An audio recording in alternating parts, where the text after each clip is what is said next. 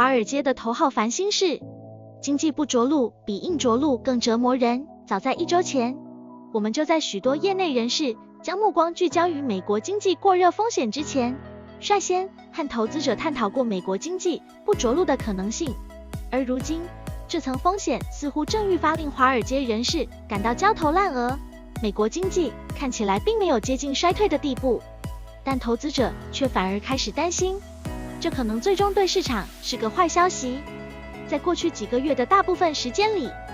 华尔街都希望美联储能够实现软着陆，即美国经济最终避免严重衰退。最初，人们一度在年初对此感到欣喜，经济复苏的证据，加上通胀一直在放缓的迹象，帮助债券和股票等各类资产在1月大涨。但最近一系列热门数据却开始让一些投资者相信，美国经济不光暂时不会面临硬着陆，甚至也不会很快迎来软着陆，而是更有可能出现不着陆的前景。经济重回增长，劳动力市场保持强劲，通胀始终难以消退。上周公布的2项通胀数据显示，1月份消费者价格指数 CPI 和生产者价格指数 PPI 涨幅均超过经济学家的预期，而衡量美国消费市场状况的恐怖数据零售销售，更是录得了近2年来最大的单月增幅。在此之前，月初的数据则显示美国劳动力市场依然强劲。美国劳工部本月早些时候的非农报告显示，1月份失业率降至了53年来的最低水平。同时，雇主的大举招聘进一步为劳动力市场增加了逾50万个就业岗位。经济不着陆对市场并不是好事。在一般情况下，这一系列强劲的经济数据对市场来说理应是好消息。然而问题是，投资者在过去1年几乎都是通过这些事件可能对美联储利率政策产生的影响来评定好坏的。他们越来越担心的是，如果美国经济继续过热，这将迫使美联储持续提高利率，并将高利率维持在这一水平的时间比预期的更长。这将增加经济急剧下滑的可能性，进而可能给市场带来更多痛苦。标普500指数上周下跌了 0.3%， 将今年以来的涨幅缩减至 6.2%。 对美联储政策预期特别敏感的2年期美国国债收益率上周收于 4.621% 的数月高位，6个月期美国国库券收益率更是升破了 5% 关口，为16年来首次。投资管理公司 FAR Miller Washington 总裁 Michael Farr 称，尽管美联储已上调利率，但经济数据并未出现下滑。FAR 指出，他担心投资者仍然过于自信，认为美联储能够迅速控制通胀，同时避免经济陷入衰退。目前的通胀水平仍远高于疫情前的水平。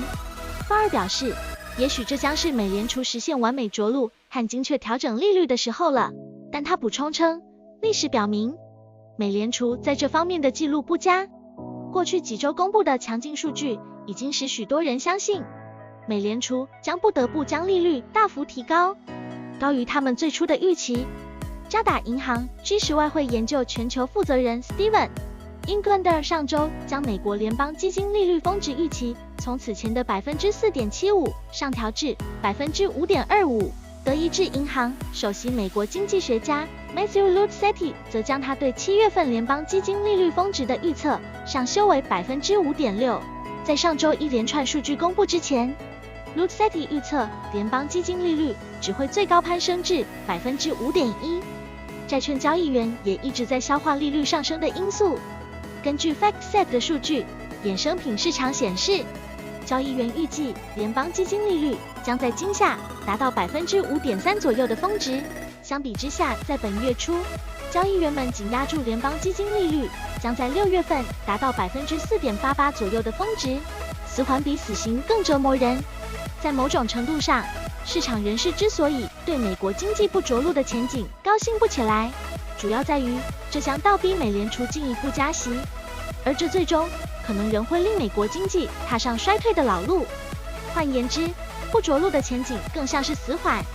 而他们有时会比直接宣判死刑更为折磨人。业内分析师 John Others 就指出，不着陆乍一看是积极的，但更高的利率将会危及股票和债券市场。和市场上一些人士一样，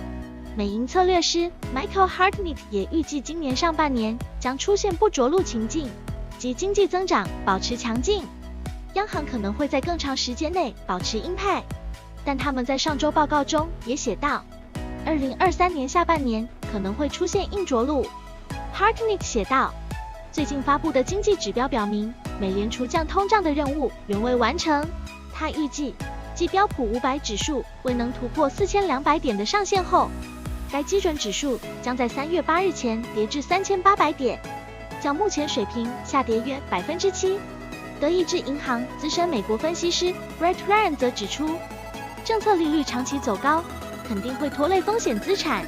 并增加衰退的可能性。经济衰退对股市来说可能是个坏消息。德意志银行的研究显示，自1946年以来，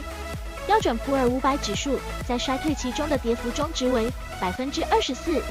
当然，目前一些经济学家仍认为，美联储依然有可能避免经济严重下滑的狭窄路径。阿波罗全球管理公司 Apollo Global Management 首席经济学家 Thorsten Slack 表示，在不着陆之后，你仍然可以实现软着陆，这完全取决于一旦最终开始对加息做出反应，整体经济将在何时并以多快的速度产生反馈。Slack 称，虽然房地产和汽车等对利率敏感的经济领域已经大幅放缓，但美国服务业的活动继续保持强劲，